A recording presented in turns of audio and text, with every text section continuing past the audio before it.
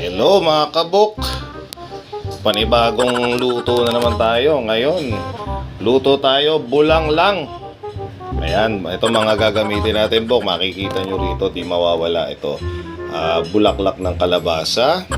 Siyempre meron tayong halo-halong gulay. Yan, nakita nyo dyan, may ampalaya, mayroong talong, merong okra, sitaw, kung ano-ano pa.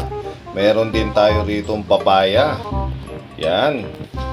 Tapos ito yung mga ano natin, panggisa, panghalo pa rin. Ayan, may kamatis, meron tayong sibuyas, luya, bawang, syempre hibi. At ito, dito natin siya itatambog sa sabaw ng bigas. Rekta na to, bok. Napakasarap na to at healthy talaga. Ayan, pagkakulo niya, ilagay mo na to lahat, bok. O, di ba?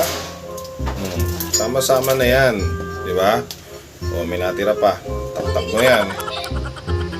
After na mailagay yung pang ano natin, pampalasa, lalagyan natin din siya ng bagoong isda.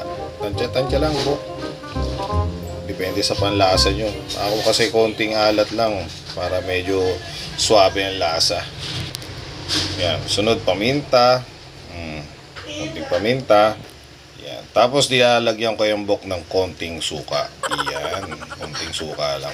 Para lang, additional aroma.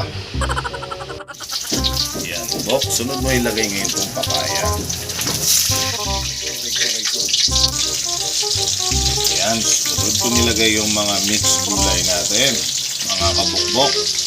At pinakahuli siyempre yung bulaklak ng kalabasa. I-adjust nyo na lang yan sa panlasa nyo, bok. Yan. Sunod na natin ilagay ang ating bulaklak ng kalabasa.